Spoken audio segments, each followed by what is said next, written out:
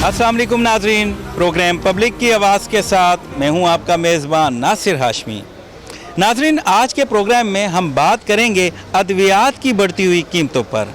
जी नाजरीन, जब भी महंगाई हुई हमने प्रोग्राम किया, जब पेट्रोल की कीमतें बढ़ी तब भी हम आपकी आवाज़ बने, जब आटा, घी, चीनी, दालों की कीमतों में इजाफा हुआ तो तब भी हमने प्रोग्राम किया, बिजली और गैस के बिलों में जब इजाफा हुआ तो तब भी हम आपकी आवाज़ बने और हमने हुकूमत से जवाब लिया कि ये क्या मामला है। तो नाजरीन, आज के प्रोग्राम में हम बात करेंगे कि मेडिसिन की कीमतों में जो इजाफा हो रहा है, ये इजाफा इतना ख़तरनाक है कि इसने आम आदमी, जो मिडिल क्लास आदमी है या दिहाड़ीदार मजदूर है, उसका जीना हराम कर दिया है, उसकी कमर तोड़ के रख दी है। वो एक वक्त की रोटी खाए या मेडिसिन ख़रीदे। आम आदमी ने इस हवाले से हमें बहुत सी शिकायत की हैं। उनका ये कहना है कि आप इस पर प्रोग्राम करें, तो आज हम प्रोग्राम कर रहे हैं। आम आदमी की जो आवाज़ है, हम हुकूमत से जवाब लेंगे कि ये क्या मामला है। सबसे पहले आज के प्रोग्राम में हम आवाम से बात करेंगे कि उनको क्या क्या प्रॉब्लम का सामना है। उसके बाद हम सीनियर सहाफ़ी से पूछेंगे कि अद्वियात की कीमतों में जो इजाफा है, इसकी बुनियादी वजह क्या है।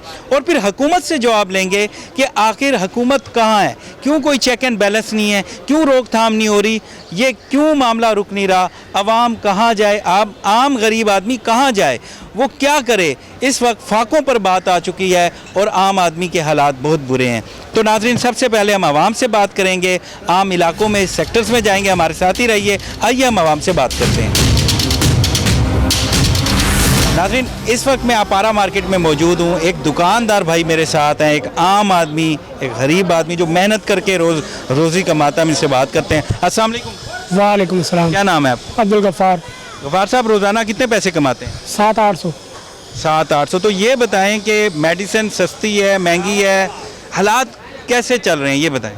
मैं दवाई लेने जाता हूँ ना, अगर कोई बुखार हो जाता है तो तकरीबन 1000-1200 रुपये की दवाई मिल जाती है।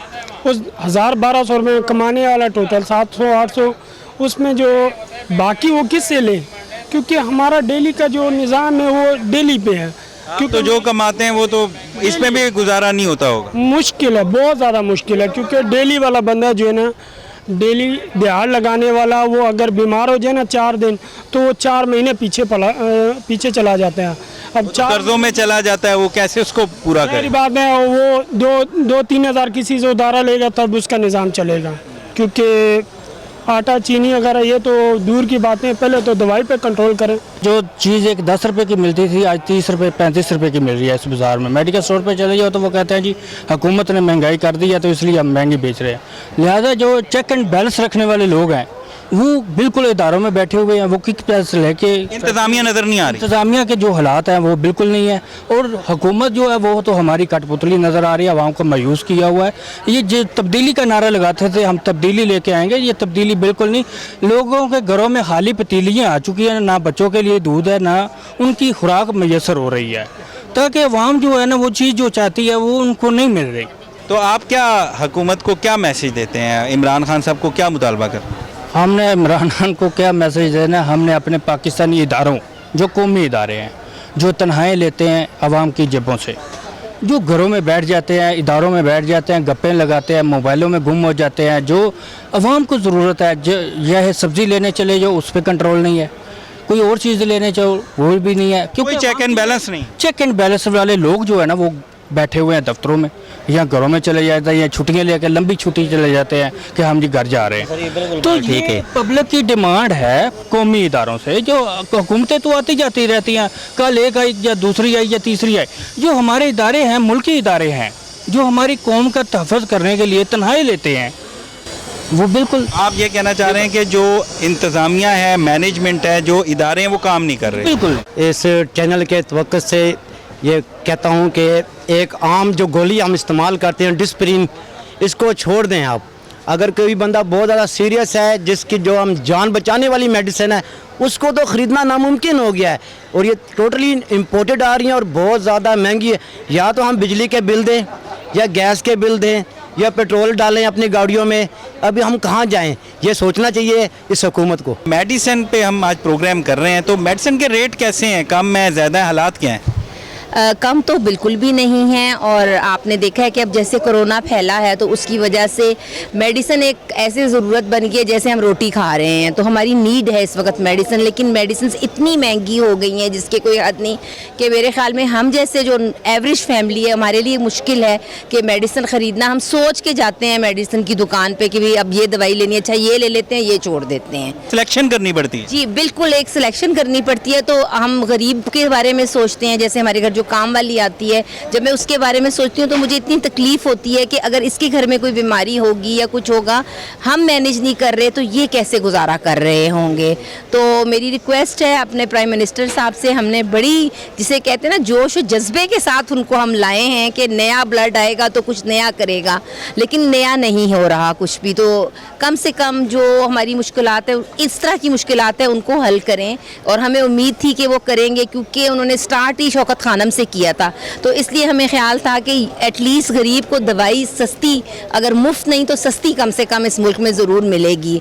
तो इसकी तरफ तवज्जो दें। और कोई चेक बैलेंस नहीं है, एक दुकान पे अगर वही पत्ता जो है दवाई का 50 रुपए का मिल रहा है तो दूसरी दुकान पे जाएं तो वो 70 रुपए का दे रहा है। तो इंतजाम क्या गायब है। जी काइंडली इन दो चीज़ों को फोकस करें कि एक चेक बैलेंस का सिस्टम करें और दवाइयाँ जो हैं उनको थोड़ा सा सस्ता करें कि आवाम की ज़िंदगी थोड़ी आसान हो। पिछले 3 साल के टेन्योर में अगर आप इसमें देखें इस हुकूमत के, तो तकरीबन 500% रेट बढ़ चुके हैं और एक गरीब आदमी की कुव्वत ख़रीद से तो बिल्कुल बाहर है।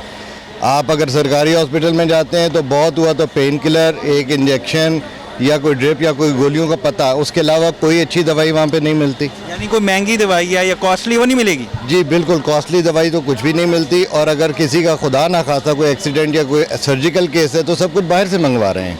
हॉस्पिटल में कुछ भी अवेलेबल नहीं होता और जो आप देते हैं वो आपको वापस नहीं मिलता है, इस नाम पे कि वो किसी और के काम आएगा जो कि दोबारा उन दुकानों पे रिटर्न वापस होकर बिक रहा होता है।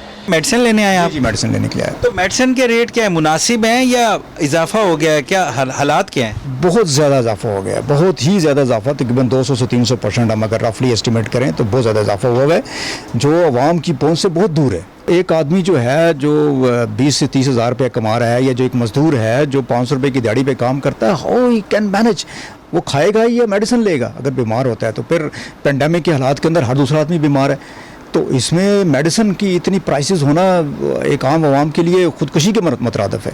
तो बहुत ही मुश्किल हालात से गुजर रही है आवाम। बिल्कुल आप ठीक कह रहे हैं कि ये तो वाकई अगर 1000 की मेडिसिन 4000 पे चली गई है तो ये तो एक अलमिया है।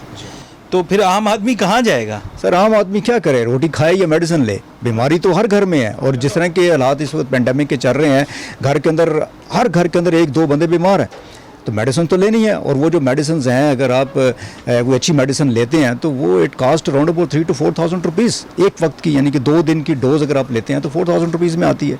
तो वो अफोर्डेबल नहीं है एक आम आदमी के लिए। मेडिसिन इतनी महंगी क्यों दे रहे हैं। हम महंगी दे रहे हैं और कौन दे रहा है। आप भी हम पे शक कर रहे हैं और कस्टमर भी हमारा आके गिरबान पकड़ता है, यहाँ पे लड़ता है, इवन के यहाँ पे लड़ाई झगड़े पे नौबत। कस्टमर क्या करे ना, वो एक वक्त का खाना खाए, दवाई ले, क्या करे। रेट ही इतने ज़्यादा कर दिए आपने। सर यकीन जाने डेली रेट्स ऊपर जा रहे हैं और गवर्नमेंट को कोई नहीं पूछ रहा। हमें आके यहाँ पे कस्टमर तंग करता है और लड़ाई झगड़े पे बात आ जाती है। देखिए बात यह, गवर्नमेंट से भी हम जवाब लेंगे, उनसे भी पूछेंगे कि इसकी रोकथाम क्यों नहीं हो रही, चेक एंड बैलेंस क्यों नहीं आ रहा, आखिर ये मामला क्या है। आप बताएं कि ये क्या मसला है, आपका रेट एक नहीं है, क्वालिटी एक नहीं है, ये क्या मामला है। सर बड़े स्टोर्स पे आपको पता है वहाँ पे वो थोड़ा बहुत डिस्काउंट करते हैं, लेकिन हम पे एडवांस टैक्स लगा दिया गया है और हम डिस्काउंट नहीं कर सकते। यहाँ के हमारा वो एक्सपेंस ही नहीं पूरे होते। 700 रुपये की जो दवाई थी वो अब 1700 रुपये की हो गई है। अब क्या करें, 1000 रुपये बढ़ गई है कीमत। 1000 रुपये बढ़ गई है कीमत। अमीर तो कुछ ना कुछ कर ही लेते हैं, लेकिन गरीब क्या करेगा। गरीब अपने घर का अखराजात चलाएगा, घर चलाएगा, घर के किराया देगा, बच्चों की पढ़ाई की फीस देगा, क्या करेगा मुझे ये बताएं। इमरान खान थोड़ा सा हमारे ऊपर रेम कर ले, इस पब्लिक के ऊपर रेम कर दे। हम धूप के बीच में आए हैं दवाई लेने के लिए और दवाई के लिए पैसे हमारे पास नहीं है। दवाइयों के रेट जो है ना वो तो 500 से लेकर 1000 गुना बढ़ गए हैं सारे। एक दवाई जब 100 का मिलता था तो अभी 1000 का मिलता है, 800 का मिलता है। हालात ये हैं कि जीना मुश्किल हो गया है और मरना जो है ना वो भी मुश्किल हो गया है। मेडिसन के वाले से अगर बात करें तो अगर कार्डियक पेशेंट है, डायबिटिक पेशेंट है, तो उसका मैं समझता हूँ उसका सर्वाइवर उसकी मेडिसन ही है। अगर वही आसमान से बातें कर रही है तो गरीब बंदा किस तरीके से मैं समझता हूँ मेडिसन ख़रीदेगा। बहुत मुश्किल हो गया है सर्वाइव करना एक पेशेंट के लिए। एक क्रॉनिक पेशेंट जो कार्डियक पेशेंट है, डायबिटिक पेशेंट है, उसके लिए सर्वाइव करना लाइफ को बहुत मुश्किल हो गया है। और ये सिचुएशन है कि गवर्नमेंट की कोई पॉलिसी नहीं है हेल्थ के हवाले से। ये कहते हैं कि हमने बहुत बड़ी तब्दीली लेके आएंगे। मैं समझता हूँ हेल्थ की बहुत कोलैप्स कर गई है हेल्थ के हवाले से। कोई चेक एंड बैलेंस नहीं है। यहाँ पे आप फार्मेसी पे जाके रेट देखें, वो मेडिसिन जो 4-5 महीने पहले अगर 300 रिटेल डीपी थी, वो आज 700-800 रुपये। एक टैबलेट के ऊपर अगर 20-25 रुपये बढ़े हैं तो एक पेशेंट कैसे सर्वाइव करेगा, उसकी कैसी लाइफ हेल्दी लाइफ होगी। सबसे पहले बात तो ये है कि दवाई में आप अंदाज़ा लगाएं कि ये सामने कम्प्लेक्स है, पिम्स हॉस्पिटल जिसको बोलते हैं, इसके अंदर आप चले जाएं, जो डॉक्टर ऑपरेशन करते हैं वो डॉक्टर कैसे पैसा कमाते हैं, मेरे साथ चले जाएं, मैं आपको बताता हूं कि वो उनका पैसा कैसे कमाते हैं। वो हम तो डॉक्टर के पास जाते ही नहीं, हमें अगर कोई तकलीफ होती है हम तो डॉक्टर के पास जाने के काबिल नहीं, क्योंकि हमारे पास उतने वसाइल नहीं है कि हम लोग डॉक्टर के पास जाएँ। हर जगह में गली कुचे में दवाइयाँ बिकती हैं, ये अपनी मर्ज़ी से बेचते हैं, अपनी मर्ज़ी से बनाते हैं। इनकी कोई कंपनी ऐसी नहीं होती है कि जो अच्छी कंपनी हो, जो गवर्नमेंट से मंजूर शुदा कंपनी हो, उसकी दवाई उसका रेट। आप हर चीज़ पे बात कर रहे हैं कि ये दवाई जाली बन रही है, आपके पास इसका सबूत भी है, एविडेंस भी है? भाई मेरा भाई 3 महीने कम्प्लेक्स मेरा वो फोत हो गया है। मुझे मालूम है कि वहाँ क्या होता था। मैं खुद 2 महीने 28 दिन कम्प्लेक्स के अंदर रहा हूँ, कंटिन्यू 24 घंटे। मुझे मालूम है 28 माह में आपको पता लग गया यहाँ क्या हो रहा है? 2 माह 28 दिन में रहा हूँ। मुझे मालूम है कि डॉक्टर क्या करते हैं, दवाइयाँ कहाँ से आती हैं, कहाँ से बिकती थी, कहाँ से लेते थे। हमें भी बताए ना, थोड़ा पता लगे ना नाज़रीन को। देखो मेरी बात सुने, ऐसे बात नहीं होती है। मैं कोई भी बात करता हूँ उसका मैं जो है ना, आप दवाई ले लें उस पर देखें। आप एक इल्ज़ाम लगा, जब आप इल्ज़ाम नहीं है, कम्प्लेक्स के अंदर जो सरकारी डॉक्टर हैं जो काम करते हैं, आप मेरे साथ जाएंगे उनको देखें वो ऑपरेशन कैसे करते हैं। आपका मरीज़ कम्प्लेक्स के अंदर दाखिल है ना, आपको डॉक्टर लिख के देगा कि आप ये चीज़ें लेकर आएँ। वो डॉक्टर का अपना आदमी होगा, अगर 2000 का सामान होगा वो आपसे 30,000 का सामान का लेगा। वो सामान में से खाते हैं, हमें मालूम है वो कैसे खाते हैं। फिर उसके बाद जो 2 नंबर दवाइयाँ जो इनकी सप्लाई होती है वो बड़े से बड़े डॉक्टरों तक होती है, वो कैसे सप्लाई करते हैं वो उनको मालूम है। आटा महंगा, घी महंगा, चीनी महंगी, गरीब आदमी कहाँ जाए? गरीब को रोड का जूता बनाया हुआ है। पैनाडोल का पत्ता पहले 8-10 रुपए का था, अब 25 रुपए का पत्ता मिल रहा है पैनाडोल का। ठीक है, तो 100% नहीं 200% इजाफा हुआ मेडिसिन की। प्रोडक्ट जितनी भी है, खांसी का सिरप है, कफ सिरप 30, 35, 40, 50 रुपए का आता था, अब 200-150 रुपए तक पहुंच गया। ये एक माफिया है। सर मेडिसिन का रेट तो इतना है कि इतनी महंगाई होगी, इतनी मेडिसिन महंगी होगी कि हमारे पास औकात नहीं है कि हम मेडिसिन ख़रीद के। ये देखें 2-2.5 साल हो गए बच्ची को ट्रीटमेंट इसका चल रहा है। मेडिसिन इतनी महंगी है, डॉक्टर बोलते हैं ये मेडिसिन लेकर आओ, इतनी महंगी हमारे पास अफोर्ड हम नहीं कर सकते कि इस बच्ची का ट्रीटमेंट कर सकें। वो जो मेडिसिन लिख के देते हैं 10 से 12 हज़ार रुपये की कम से कम 1 महीने की मेडिसिन है। जो भी चीज़ लो इतनी महंगी है कि गरीब बंदा क्या करे। आपकी बच्ची को क्या हुआ? ये जल गई थी, इसको तकरीबन 2 साल हो गए हैं। अब प्राइम मिनिस्टर इमरान खान साहब यहाँ पे तो मरना मुश्किल हो गया, अब जीने की बात कर रहे हैं। आप बोलते हैं 50 रुपए में इंसान आवाम आराम से इजीली रोटी खा सकती है। 50 रुपए की आधी प्लेट दाल नहीं मिलती तो रोटी क्या खाएगा इंसान?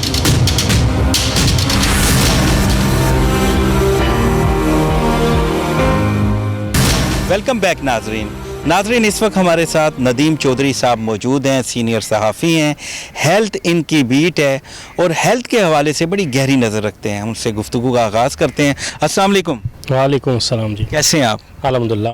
नदीम चौधरी साहब ये बताएं, हेल्थ आपकी बीट है, बड़े अरसे से आप कवर कर रहे हैं, तो ये जो अद्वियात की कीमतों में दिन ब दिन इजाफा हो रहा है, इसके पीछे वजूहात क्या है? उसकी बुनियादी वजह यह है कि इस वक्त आपके जितने पार्लियामेंटेरियंस हैं, वो पहले कहा जाता था कि आप स्टेक होल्डर्स को बुला के तो उनके साथ मामलात करें और फिर इनकी कीमतें तय करें। अब चूँकि मेजॉरिटी ऑफ पार्लियामेंटेरियंस वो हैं जिनकी अपनी मेडिसिन कंपनियां हैं। Oh my God. तो ये जब आप कीमतें उनके पास ही लेके जाएंगे और जब ये चीज़ें उनके साथ डिस्कस होंगी तो वो इस वक्त आपके स्टेक होल्डर नहीं हैं, बल्कि वो इस वक्त शेयर होल्डर हैं।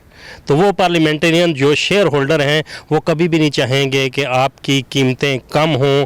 तो ये वो चीज़ें हैं, जब आप चीज़ों को आवाम के सामने नहीं लाना चाहते, वो चीज़ें जो हम देख रहे हैं, हमें पता है कि मसाइल कहाँ हैं और हक़ाइक़ क्या हैं। और दूसरी बुनियादी वजह आपको ये भी बताता चलूँ कि आपकी जितनी मल्टीनेशनल कंपनी पाकिस्तान में इस वक्त काम कर रही हैं, पाकिस्तान की जो मेडिसिन की प्राइस प्राइस पॉलिसी है उसमें यह चीज़ ऐड की गई है कि जो भी कंपनी बाहर से साल्ट लाती है वो उस साल्ट की बुनियाद पे पाकिस्तान से कीमतें हासिल करती है, तो ड्रैप उनको उस साल्ट की बुनियाद पे कीमत देती है। वो कंपनियां जो पाकिस्तान के अंदर काम कर रही हैं उनका अपना ही साल्ट सिस्टम बैरून मुल्क मौजूद है और वो अपनी मर्ज़ी का रेट लगाते हैं। उसी साल्ट का वही साल्ट जो चाइना से चंद हज़ार रुपए में किलो में मिलता है, वही साल्ट वो हज़ारों डॉलर में शो करते हैं अपनी इनवाइसेस में। तो जब वो अपनी इनवाइस पे वो हज़ारों डॉलर का शो करेंगे तो उसी बुनियाद पे उनको नई दवाई की कीमत मिलेगी। तो ये वो बुनियादी वजह है कि आपकी जितनी मल्टीनेशनल कंपनीज़ हैं वो पाकिस्तान से पैसा बाहर लेके जा रही हैं। साबका दौर में जब कायमा कमेटी थी हेल्थ की जिसके चेयरमैन सेनेटर अतीक थे, तो उस दौर में ये चीज़ सामने आई थी और बड़ी हाईलाइट हुई थी कि पाकिस्तान से पैसा कैसे स्मगल हो रहा है बैरून मुल्क। अच्छा नदीम चौधरी साहब, आपने बताया कि बहुत से अरकान पार्लियामेंट की कंपनीज हैं मेडिसिन की, इस वजह से कीमतों में कमी नहीं हो रही, कोई लॉ नहीं बन सक रहा, कोई मामला नहीं हो रहा, तो वो कौन से अरकान पार्लियामेंट हैं? नहीं, इंशाल्लाह बहुत जल्द हम इसकी पूरी एक डिटेल शेयर करेंगे कि कौन से पार्लियामेंटेरियन की कौन कौन सी मेडिसिन कंपनी है, वो आपसे ज़रूर हम शेयर करेंगे। उस पर तकरीबन हमारी वर्किंग मुकम्मल हो चुकी है, उनके नाम भी देंगे और उनकी कंपनियों के नाम भी देंगे। अच्छा नदीम चौधरी साहब, ये बताएं कि अरकान पार्लियामेंट की आप कह रहे हैं कि इस हवाले से काम हो रहा है, वर्किंग कर रहे हैं और जल्द ही सबके नाम आएंगे, तो ये बता सकते हैं कि हुकूमत से ताल्लुक़ है, मौजूदा हुकूमत के ये अरकान हैं या अपोजिशन के हैं? अभी इस हवाले से कोई चीज़ सामने आई है? जी, ये हर जमात से तल्लक है इनका। ये कोई ज़रूरी नहीं है कि आप मौजूदा हुकूमत से हों, सबका हुकूमत से भी हैं। इसमें पीपल्स पार्टी के लोग भी शामिल हैं, इसमें नून लीग के लोग भी शामिल हैं, इसमें पीटीआई के लोग भी शामिल हैं। तो ये वो पार्लियामेंटेरियन हैं जब ये, और उनकी कोशिश होती है कि हम जब पार्लियामेंट में आते हैं तो सबसे पहले हेल्थ कमेटी में शामिल हों, क्योंकि हेल्थ कमेटी में बैठ के ही वो अपनी इंडस्ट्री का दिफा कर सकते हैं। वो जहाँ बैठेंगे ज़ाहिर बात है वो ऐसा कोई कानून या ऐसा कोई मैकेनिज़्म बनने ही नहीं देंगे जिससे कीमतों में कमी आए। पाकिस्तान में प्राइस कंट्रोल के हवाले से इसको रिवाइज़ करने की बात हुई थी। आपके सामने सबका दौर में देख लें कि अद्वियात की कीमतों में 400% इजाफा हुआ और ज़फ़र मिर्ज़ा साहब ने न्यूज़ कॉन्फ्रेंस में कहा कि हाँ जी, ये अद्वियात 400% बढ़ी हैं और हम इन कंपनियों से ये पैसा लेके वापस मरीज़ों तक पहुँचाएँगे। जी बिल्कुल, ये दावा किया था उन्होंने, तो उस पर अभी तक क्या काम हुआ है? क्योंकि मौजूदा हुकूमत जो है उनका काम सिर्फ इस वक्त इदारों की तरफ तवज्जो नहीं है, वो जहाँ मसाइल नज़र आते हैं वहाँ कहते हैं अथॉरिटी बना दें।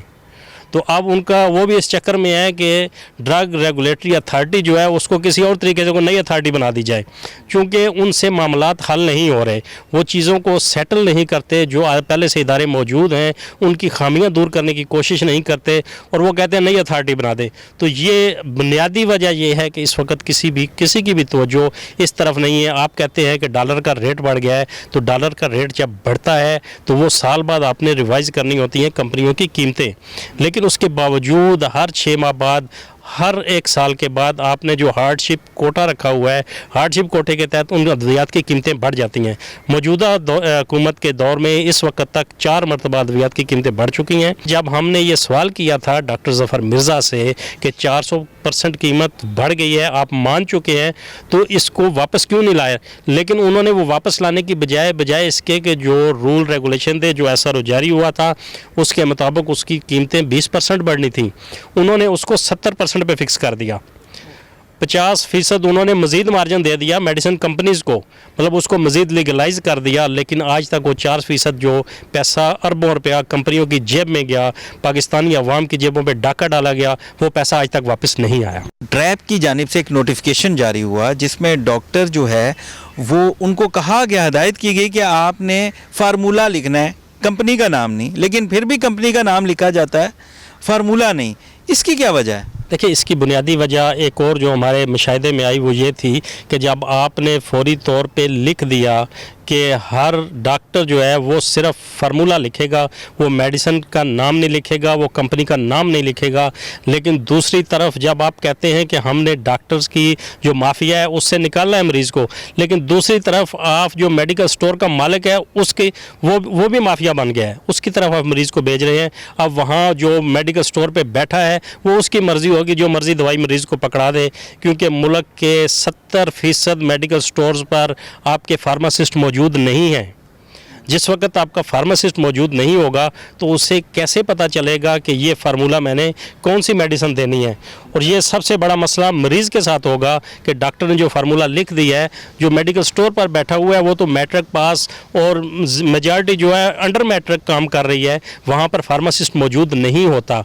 तो जब फार्मासिस्ट मौजूद नहीं है तो उस पर अमल दरामद कैसे करेंगे आप? अच्छा नदीम चौधरी साहब, ये बताएं कि आपकी बड़ी गहरी नज़र है, आपने बताया कि ये तो जिस तरह आप ये खिचड़ी बता रहे हैं ये तो एक नामुमकिन सा मामला लगता है। कैसे ये हल होगा, क्या तजवीज़ है, कैसे आम आदमी को रिलीफ मिलेगा, अद्वियात की कीमतों में कमी कैसे होगी?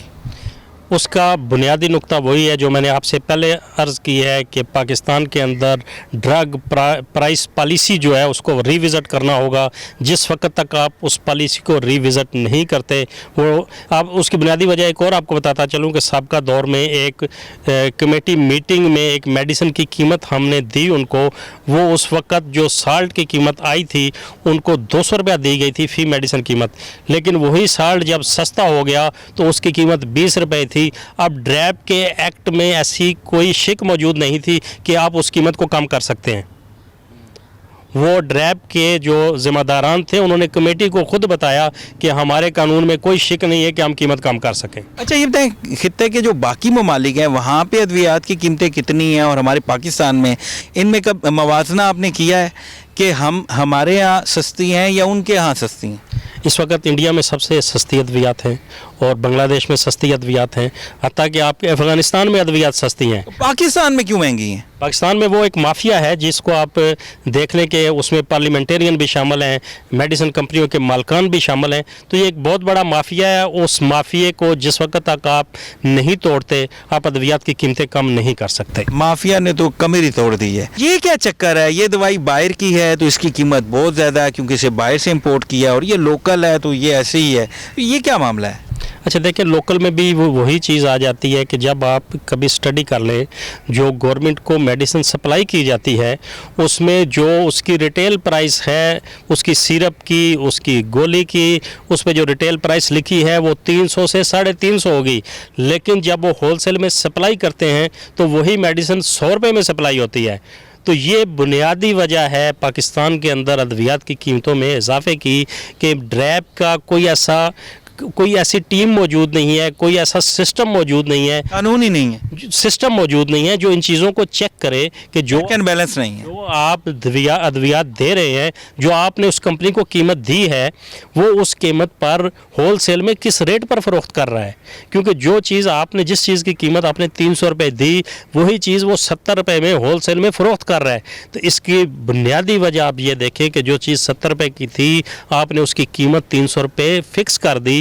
तो जब ड्रैब ये कीमत फ़िक्स कर देती है तो फिर तमाम इदारे उसमें कमीशन कमाते हैं। जब वो 70 रुपये होता है तो 70 रुपये तो आपकी ऑफिशियल रेट उसको होलसेल में दिया जाता है, गवर्नमेंट के इदारों को दिया जाता है, लेकिन उसके ऊपर कंपनी जो फिर कमीशन देती है वो 100-150 रुपया बन जाता है। वही असल वजह है जो आम मरीज़ को कीमत बढ़ा कर दी जाती है। बहुत शुक्रिया नाजरीन, हमारे साथ सीनियर सहाफ़ी नदीम चौधरी साहब मौजूद थे। हेल्थ इनकी बीट है और इन्होंने वो तमाम हकाइक बताए और एक बहुत बड़ी ख़बर भी दी कि इसके पीछे कौन लोग हैं। जल्द ही वो इस हवाले से नाम भी मज़र आम पे लाएंगे, वो कंपनीज़ भी। तो नाजरीन, यहाँ वक्त हुआ एक ब्रेक का, हमारे साथ ही रहें, मिलते हैं ब्रेक के बाद।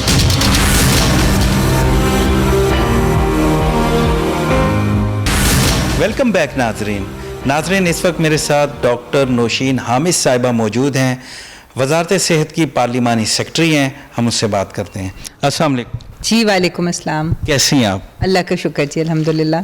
अच्छा ये बताएं मैडम कि अवाम वैसे ही महंगाई की चक्की में पिस रहे हैं, ऊपर से जो अद्वियात की कीमत है इनमें दिन ब दिन इजाफा ही होता जा रहा है, तो हुकूमत क्या कर रही है?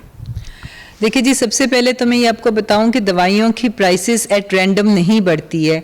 एक पूरी ड्रग प्राइसिंग पॉलिसी है जिसके तहत एक फार्मूला होता है जिसके तहत जो है वो दवाइयों की प्राइसेस जो हैं वो बढ़ती हैं या कम होती हैं। मौजूदा हुकूमत की कोशिश यही है कि दवाइयों की प्राइसेस जो हैं वो हम उनको उसको कंट्रोल करें, और उस ये पॉलिसी जो है ये कुछ अरसे पहले बनी थी हमारी हुकूमत आने से पहले, और उस पॉलिसी के तहत जो फार्मूला बनाया गया था उस फार्मूला के तहत ये प्राइसेस बढ़ रही हैं।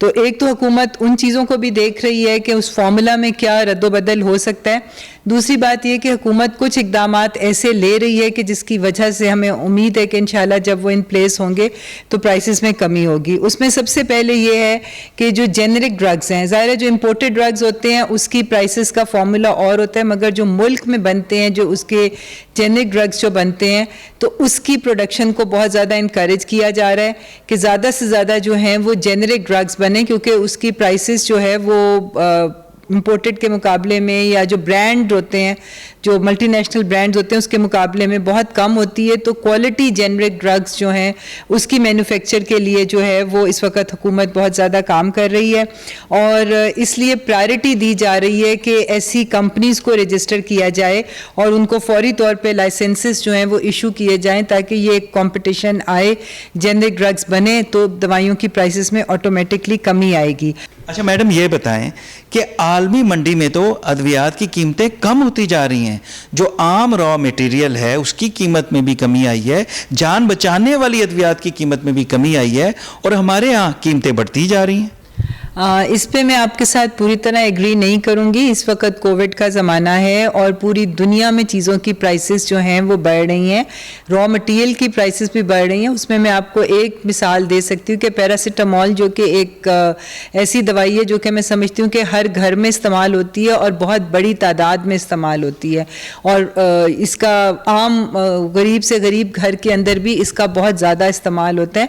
तो अभी रिसेंटली जो है ये जो पैरासीटामोल है इसके रॉ मटेरियल में तकरीबन 40% जो है वो इजाफा हुआ है, मगर हुकूमत कोशिश कर रही है कि हम फिर भी इसकी प्राइस में इजाफे को जितना कंट्रोल कर सकते हैं वो करें, मगर ये बात दुरुस्त नहीं है रॉ मटेरियल्स। और दूसरी बात ये कि चाइना में बहुत सारी रॉ मटेरियल बनाने वाली फैक्ट्रीज जो हैं वो बंद की गई थी पिछले दिनों एनवायरनमेंट की वजह से, कि उनकी पोल्यूशन की वजह से उन्होंने बहुत सारी रॉ मटेरियल की फैक्ट्रीज बंद की थी, जिसकी वजह से जो हमें सस्ता रॉ मटेरियल चाइना से मिलता था वो हमें दूसरे ममालिक से मंगाना पड़ा। तो ये बात बिल्कुल दुरुस्त नहीं है कि रॉ मटेरियल बाहर के मुल्कों में, कुछ दो एक मिसालें हो सकती हैं मगर जनरल जो है वो रॉ मटेरियल में उस तरह से कमी नहीं आई कि उसकी वजह से प्राइसेस कम हो सके। अच्छा, आपकी हुकूमत को 3 साल से ऊपर हो चुके हैं और जब से आपकी गवर्नमेंट आई है अद्वियात की जो कीमतें हैं उनमें इजाफा ही हुआ है, कमी नहीं हुई। तो अब आप कह रहे हैं कि इस पे हम काम कर रहे हैं, तो कब तक कंट्रोल हो जाएगा, कब कमी होगी, एक आम आदमी को रिलीफ मिलेगा? देखिए जी, ये भी बात दुरुस्त नहीं है कि कमी नहीं हुई। इस वक्त कोविड के लिए जो इंजेक्शन रेमडेसिविर जो था उसके अंदर एक बहुत वाज़े कमी हुई है। ये इंजेक्शन जो था ये बहुत एक्सपेंसिव था और हमें बाहर से मंगाना पड़ता था।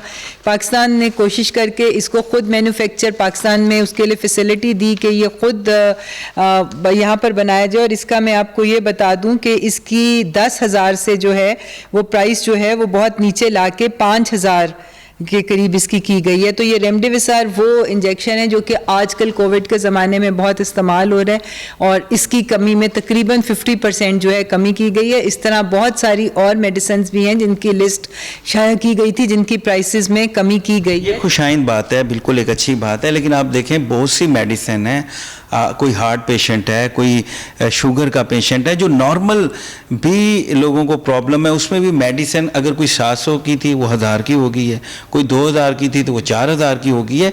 कीमतों में बड़ा इजाफा हुआ है। ये अच्छी बात है गवर्नमेंट का कि इस वक्त की अहम ज़रूरत है कि इसमें आपने कमी की। तो बाकी जो रोज़मर्रा की मेडिसिन है जो आम लोग क्रॉनिक पेशेंट भी लेते हैं, तो उस वाले से आप लोग क्या इक़दाम कर रहे हैं? देखिए, ये इसमें सबसे पहले तो ये है कि हमारी जो 562 ड्रग्स जो थी उनकी प्राइसेस में कमी की गई थी पहले फेज़ में, और जनवरी 2020 में 89 मेडिसिन और थी जिनकी प्राइस में कमी की गई थी।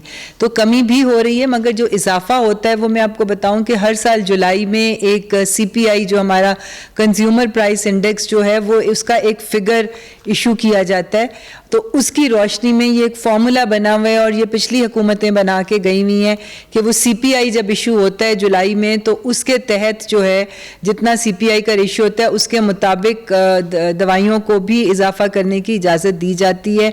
ये ड्रग प्राइसिंग पॉलिसी जो है तो उसमें होता है, तो ये होता है कि जब उनको इजाज़त दी जाती है तो जो पुराना स्टॉक जब तक मौजूद होता है वो इजाफा उसमें नहीं कर सकते, और जिनका पुराना स्टॉक ख़त्म हो जाता है फ्रेश स्टॉक में वो इजाफा होता है। तो होता ये कि कुछ लोग जुलाई में ही जिनके पास पुराना स्टॉक नहीं होता वो इजाफा कर लेते हैं, कुछ का पुराना स्टॉक जो है वो नवंबर दिसंबर तक भी चलता है, तो उसके बाद फिर नया स्टॉक बनता है। तो जिससे इसकी वजह से लोग समझते हैं कि शायद बार बार इजाफा हो रहा है, हालांकि ये एक ही दफ़ा जुलाई में इजाफा होता है, मगर उसकी इम्प्लीमेंटेशन जो है वो स्टॉक ख़त्म होने के ऊपर डिपेंड करती है। तो ये एक वन टाइम इजाफा जो है ये चूँकि ड्रग प्राइसिंग पॉलिसी का हिस्सा है और एक कंट्रोल तरीके से जो है वो इसमें इजाफा होता है। अच्छा मैडम ये बताएं, जो गैर मियारी अद्वियात हैं और जिनकी लाइफ जो शेल्फ लाइफ है वो बहुत कम रह गई है, तो आपके ड्रग इंस्पेक्टर इस हवाले से अथॉरिटीज़ क्या कर रही हैं, आप लोग क्या प्लान कर रहे हैं, इन जिन्होंने रखी हुई हैं जो अभी भी उसको सेल कर रहे हैं उसके खिलाफ आप क्या एक्शन कर रहे हैं?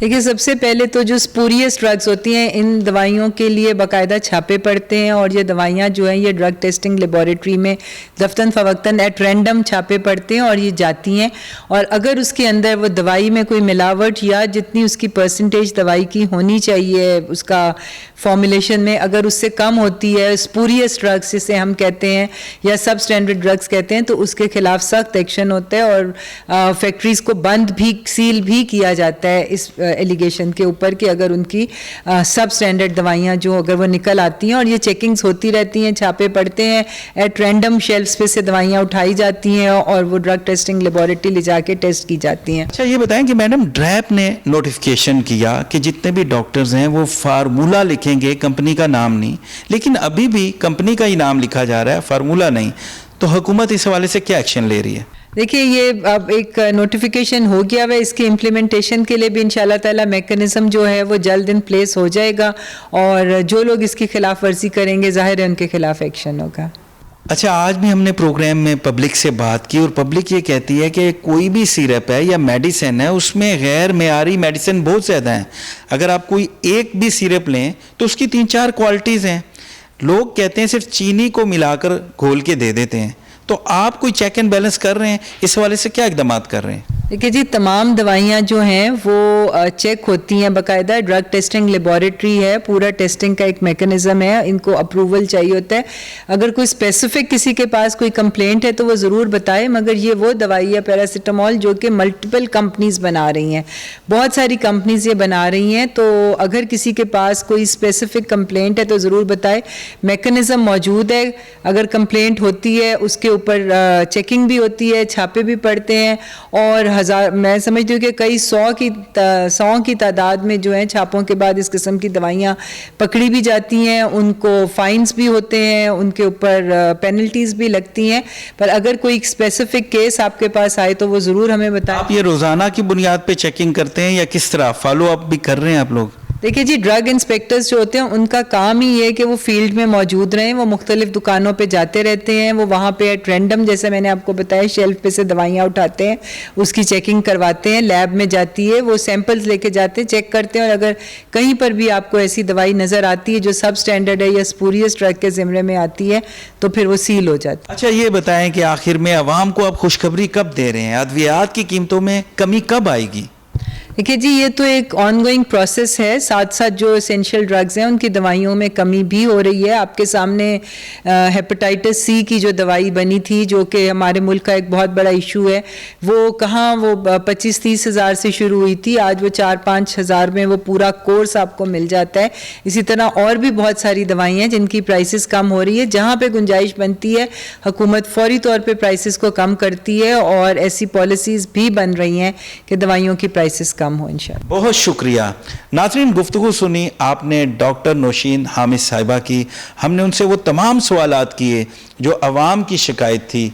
नाज़रीन, आज के प्रोग्राम में हमने आवाम से बात की, हम मुख्तलिफ इलाकों में गए, सेक्टर्स में गए और आवाम की जो बात थी वो हम हुकूमत तक लाए। हुकूमत ने हमसे कहा है कि जल्द इस पे हम काम कर रहे हैं। आज के प्रोग्राम में हमने माहिरीन से भी बात की, सीनियर सहाफ़ी से भी बात की। उम्मीद है आपको हमारा प्रोग्राम पसंद आया होगा।